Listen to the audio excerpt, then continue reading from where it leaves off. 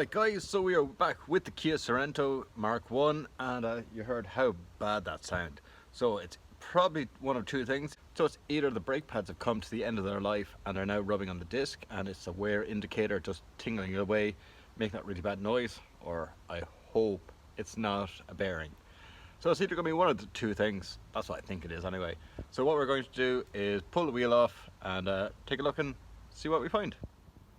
Okay, so that is now the hub off the car. To get the hub off, undo the outer tracker arm, undo the caliper, so put the caliper up there out of the way. There's a bolt that comes through here that holds this on onto the top of the hub. You can undo that and that actually undoes the brake pipe and the ABS line. The ABS line, you'll have to undo the end of it, which is up there underneath the bonnet. Then the next thing to do is when you have all of this undone, there's a big nut here in the center. You can undo that as well. It could be this one here. I think it's that one there actually. Undo that one. That'll let the hub slide off the CV joint. Unfortunately, my one came out because I think the spring is a bit soft, so I'm going to just check the spring. Then at the very end, you can undo the big nut at the bottom, give it a good tap. The whole thing will just drop off like that. And there's your ABS wire. So don't forget to unplug that as well. So yeah, that's it now off on the ground. So what was making the noise? Well, here's the outside of the bearing. So on the other side of the bearing here, there's the covers of it.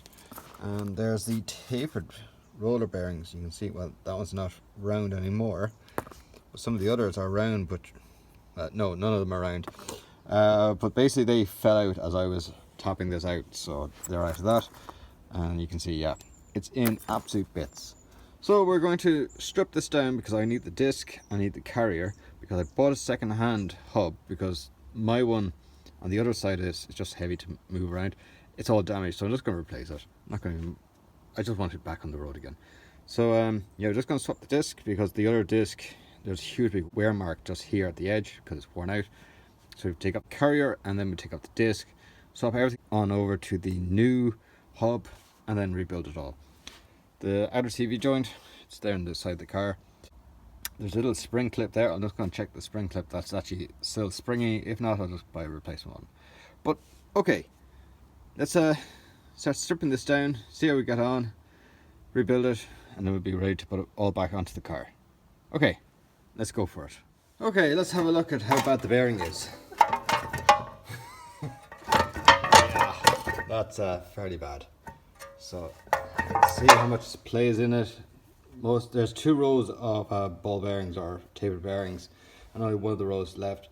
So I got a bit worried that maybe the housing is damaged. I'm not sure if that's the outside of the race of the bearing or is it further in. But I got a new second-hand hub because I just said if there's any damage, even though I can't see it, be better off just to replace everything. And if the outside housing here is actually damaged, doesn't matter if I put a new bearing in or not, it's still going to be damaged. And why did it break up the first time? So I'm just going to replace everything in one big go. So yeah, surprised I even made it home. Now we're going to take off the old tie rod.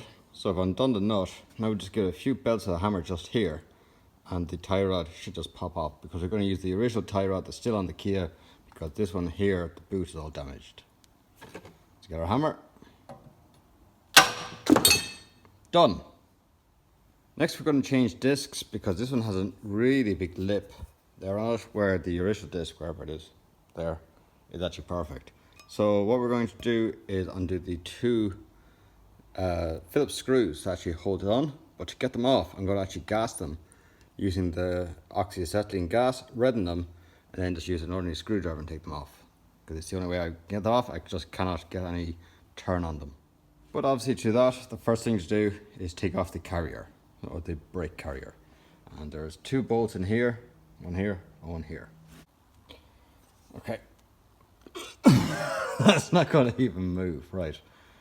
If I put an extension out this way, see if it works. I think I'll end up bending the vise. How am I going to get this off?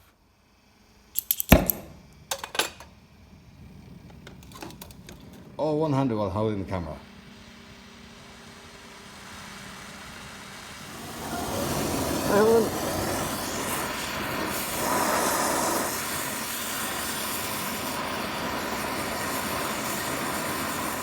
Okay, so before giving it some heat,